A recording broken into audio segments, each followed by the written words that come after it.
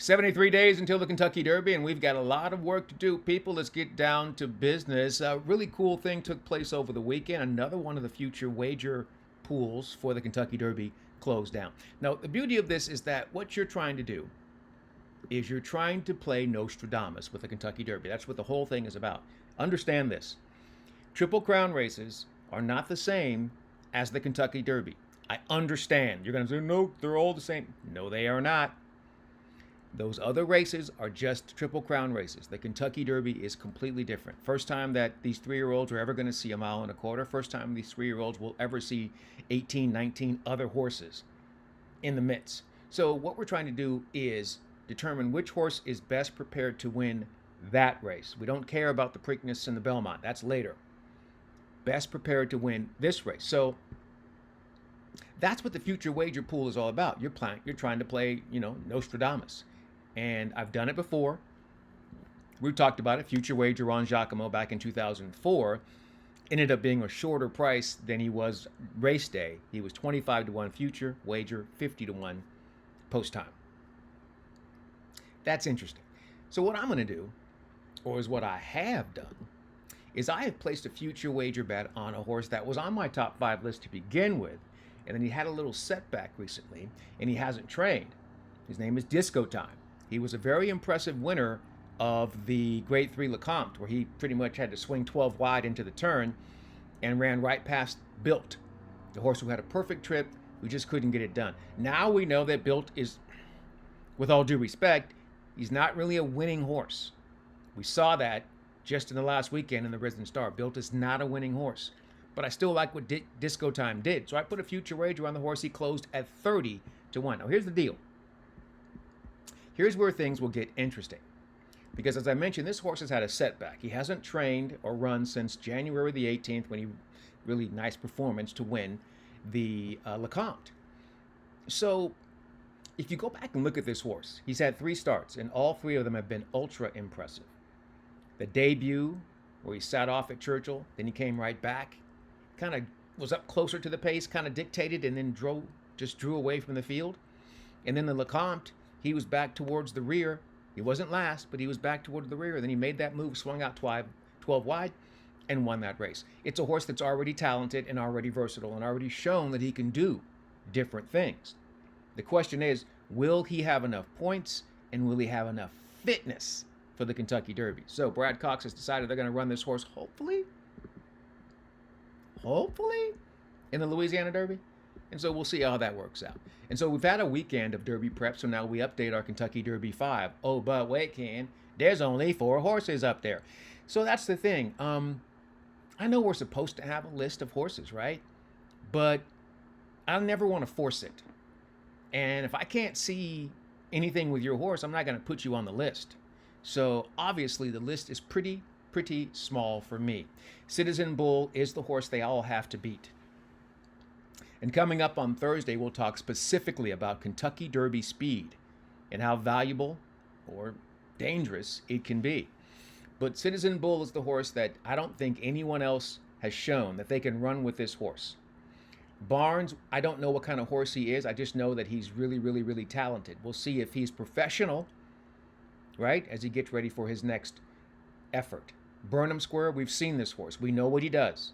He's push button, in my opinion.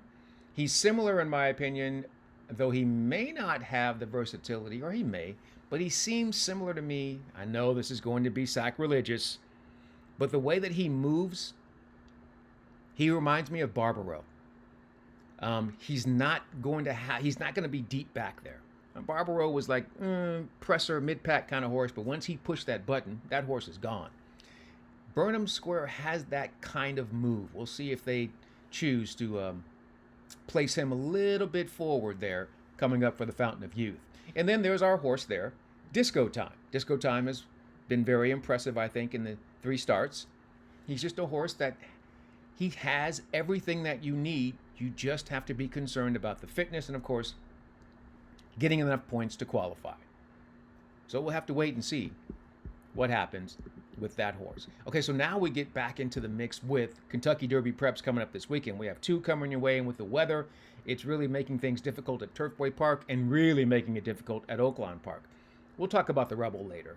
First, let me talk to you about what's happening. The John Battaglia Memorial is coming up at Turfway Park this weekend. It's the last of the cheap races, so to speak. The last where there's 20 points going to the winner for the Kentucky Derby qualifying.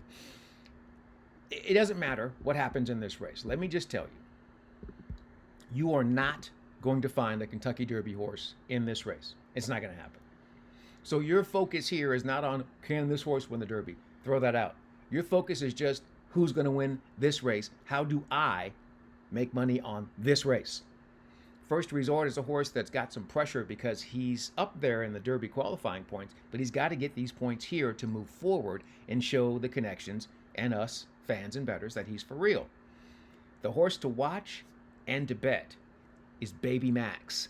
That horse is for real.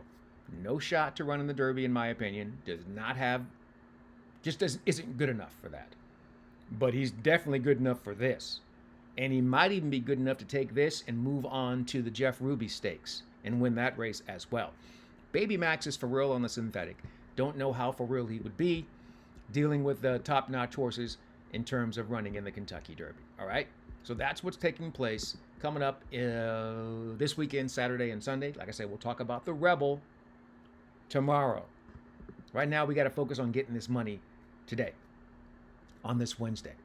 Let's go to, okay, there are two tracks that are just absolutely crazy. Turfway and Tampa. And if you're a player, you love both of them because it's great, great value, and you just have to be right one time. So at Tampa, we're going to do ourselves a little thing here and play a little late double. Take a look at this, yeah.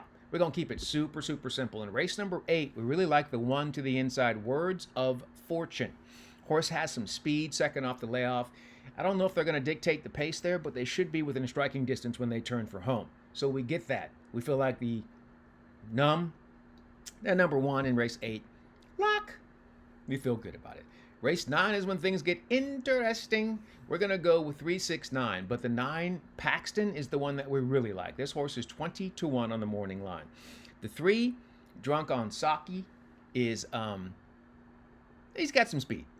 And then the 6 in there is probably class. But the 9 is just an exciting horse. There's something about that horse's turn of foot that I really like.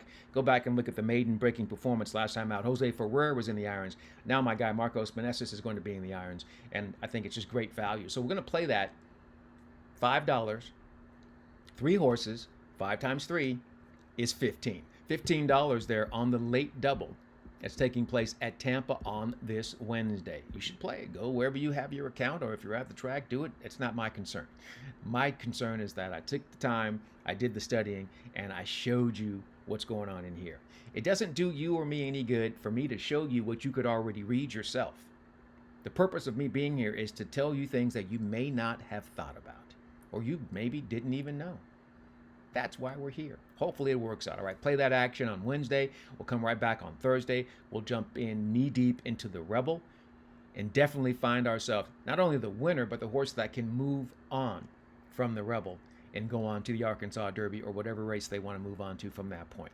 In the meantime and in between time and until next time, I'm Ken Rudulph here on Horse Race Bets. We will see you again. Good luck and enjoy whatever you are into today.